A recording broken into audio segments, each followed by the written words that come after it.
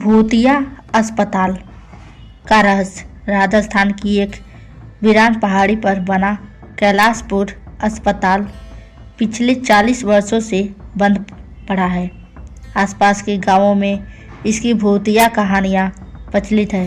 कहा जाता है कि यहाँ मौत की चीखें आज भी सुनाई देती है और जो भी इस अस्पताल में रात गुजारता है वह वापस नहीं आता।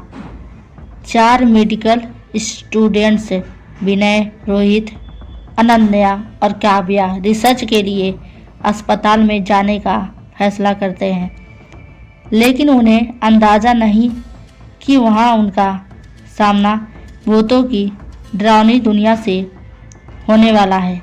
रात का समय था। चारों दोस्त एक जीप में बैठकर कैलाशपुर की ओर बढ़ रहे थे। क्या तुम लोग को यकीन है कि वहाँ जाना चाहिए? काव्या ने घबराते हुए पूछा।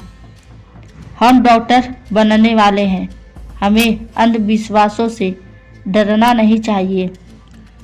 विनय ने कहा। जैसे ही उनकी जीप अस्पताल के करीब पहुंची, हवा अचानक ठंडी हो गई। चारों ने अस्पताल की ओर देखा। एक विशाल टूटा फूटा इमारत जिसकी खिड़कियां टूटी हुई थी और दरवाजे पर जंग लगा था। अस्पताल का मुख्य दरवाज़ा धीरे धीरे खुद ब खुद खुल गए थे। अपने आप कैसे खुल गया? रोहित ने आश्चर्य से कहा। कोई जवाब नहीं आया। चारों ने टॉर्च जलाकर अंदर कदम रखा।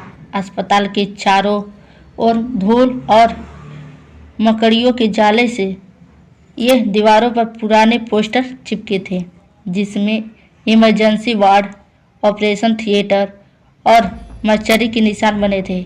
देखो, यहाँ खून के निशान है, अनन्या ने डरते हुए कहा। सच में जमीन पर सूखे हुए खून के धब्बे थे, जो कहीं कहीं पर अब भी लाल दिख रहे थे।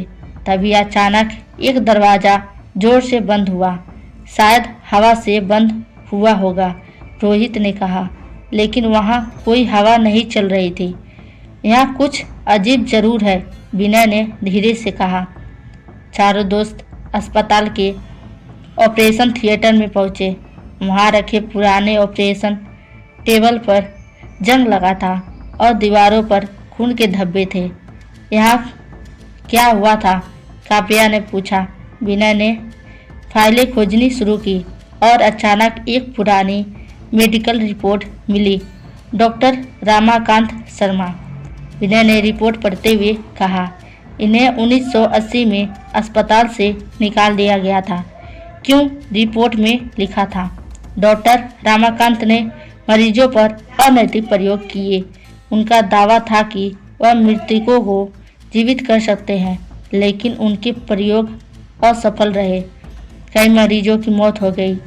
तभी ऑपरेशन थिएटर की लाइटें जलने बुझने लगी और एक डरावनी आवाज़ गूंज उठी। तुम्हें यहाँ नहीं होना चाहिए, जाओ यहाँ से। चारों दोस्त डर के जम गए। चारों ने अस्पताल की बेसमेंट में एक गुप्त तहखाना खोज निकाला। दरवाज़ा खोलते ही उन्होंने देखा कि लकड़ी के ताबूत पड़े थे, कुछ पुराने मेडिकल औजार रखे थे। एक कोने में एक बड़ा कांच का टैंक रखा था, जिसमें किसी की लाश तैर रही थी। हे भगवान, यह क्या है? काव्या चीख उठी।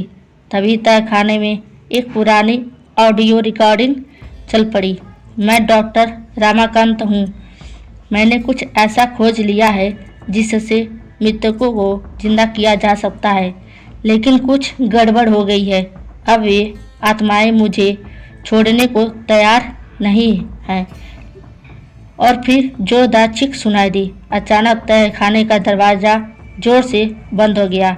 अंधेरे में चारों घबरा गए। यहाँ से बाहर निकलना होगा, रोहित चिल्लाया। तभी हवा में एक काले धुएं का गोला बनने लगा।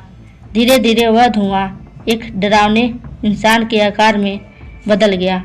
डॉक्टर रमाकांत का भूत, तुम यहाँ क्यों आए हो? भूत की गूंजती आवाज़ आई। चारों दोस्त पीछे हट गए। तभी अनन्या को याद आया कि ऑडियो रिकॉर्डिंग में कहा गया था कि डॉक्टर रमाकांत की आत्माएं मुक्त नहीं कर रही थी। हमें इन्हें मुक्त करना होगा, अनन्या ने कहा। विनय को अस्पताल के पुराने रिकॉर्डिंग मिले जिनमें लिखा था कि डॉक्टर रमाकांत ने गलती से आत्माओं को बंद कर दिया था और जब वे मुक्त नहीं हो सकी तो उन्होंने उसे भी कैद कर लिया।